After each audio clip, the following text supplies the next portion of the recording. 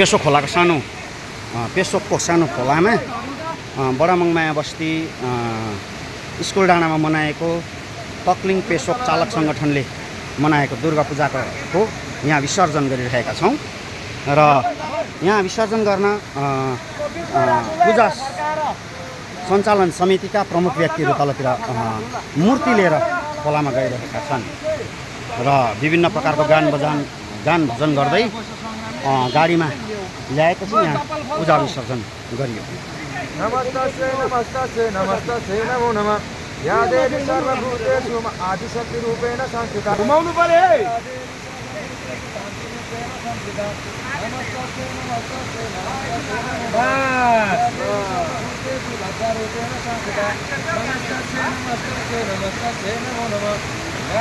उतापट्टि काट्यो ब्याग जाँदैन।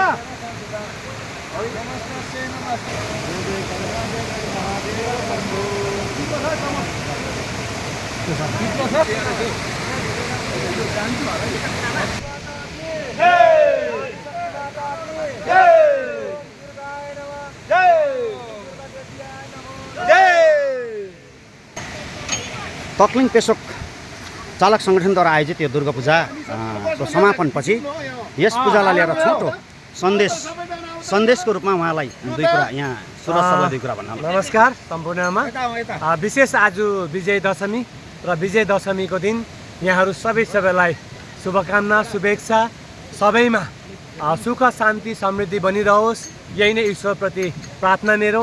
र आज हामी दुर्गा माताको प्रतिमालाई यो हाम्रो बडाङ्वा खोलामा हामीले विसर्जन गरिसकेका छौँ र सम्पूर्ण हाम्रो भक्तजनहरू उपस्थित छन् र हाम्रो नानीहरू उपस्थित छन् र आज हामीले चाँडै नै यो गऱ्यौँ र फेरि पनि दसैँको सम्पूर्णमा शुभकामना शुभेच्छा। धन्यवाद। पूजा समापन वा पूर्णाहुति कार्यक्रम समाप्तपछि पूर्णाहुति भएपछि अथवा पूजा सेलाइसकेपछि पूजा सञ्चालन समितिका केही प्रमुख जनहरूले यसरी आफ्नो सम्झनाका निम्ति फोटो खिचिरहेका छन्।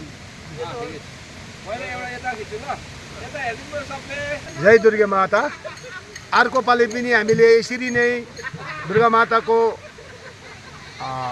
दुर्गा मातालाई यसरी पूजा गरेर गाउँलाई राम्रो बनाऊ, दुःख सुखहरू सबै हटेर जाओस्, गाउँको दुर्गा माताले रक्षा गरिदियोस्, सदाभरि गाउँमा कुनै किसिमको अप्रिय घटनाहरू नघटोस् भनी हामी दुर्गा माताजीको आज मूर्तिलाई विसर्जन गर्दैछौँ। धन्यवाद। पिटिसी चालक एन्ड महासङ्घले पिटिसी माली ड्राइभर एन्ड अनर वेलफेयर एसोसिएसनले यो पूजा आयोजन गरेको उहाँहरू सबैलाई हामी गाउँवासीलाई हामी पिटिसी चालक ड्राइभर एन्ड मालिक सङ्गठनले धेरै धन्यवाद दिन्छु। धन्यवाद। पिटिसी चालक अनि मालिक सङ्गठनद्वारा आयोजित यस पूजाका प्रमुख व्यक्ति अनि गाउँका प्रमुख व्यक्तिको रूपमा उहाँले आफ्नो सन्देश दिइसकेपछि अब पूजा सेलाइसकेर फर्किनको निम्ति गाडीमा आफ्ना भक्तजनहरू यसरी चढिरहेका छन्। जय माताजी। सम्पूर्ण बडामङ्गाका चालक सङ्गठन एवं ग्रामवासीलाई मेरो तर्फबाट नवदुर्गा पूजाको मङ्गलमय शुभकामना दिँदैछु। आज हामी यहाँ पूजा विसर्जन गर्नको निम्ति आइरहेका छौँ र समस्त ग्रामवासीहरू जतिजना भ्याउनुभयो बिहान आएर पूजा सेलाउनु भयो, पूजाको विसर्जन गर्नुभयो। भगवान विसर्जन गर्ने होइन, भगवान त विसर्जन कहिले हुने होइन, तर हामीले जुन चाहिँ माटाको मूर्ति ल्याएर पूजा गरेर प्रतिमा बनायौँ, प्रतिमाबाट हामीले भगवान मान्यौँ, भगवानबाट आज हामीले थलमा पूजा गरेर जलमा विसर्जन गर्ने हाम्रो समय आयो। किनभने यो जुन चाहिँ पूजा गरिन्छ थलमा पूजा गर्छौँ हामी अनि जलमा लगेर विसर्जन गर्ने हाम्रो एउटा नियम छ। यो नियमलाई हामीले पूर्ण रूपले पालन गऱ्यौँ र समस्त नानीहरूदेखि लिएर ग्रामवासी आएर यो पूजा विसर्जन भयो। 3 दिनको पूजा एकदम भव्यतापूर्वक भयो। यसको लागि सबैलाई धन्यवाद छ र यो पूजा फेरि समयमा सधैँ भइरहोस्। र आज यो 2025 को दसैँ यो नवरात्र साथै दसैँको शुभकामना मङ्गलमय सबैलाई दिन चाहन्छु र समयमा यसरी नै पूजा गर्न पाऊँ, यसरी नै पूजा होस् भन्ने हामी आशावादी छौँ।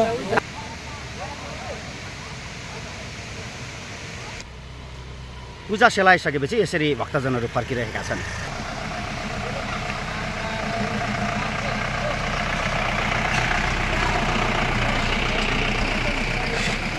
त्यति बेला 10 किलोहरू भइसक्यो खान्डी पनि हुन्थ्यो अहिले 5 किलो पनि सक्दैन।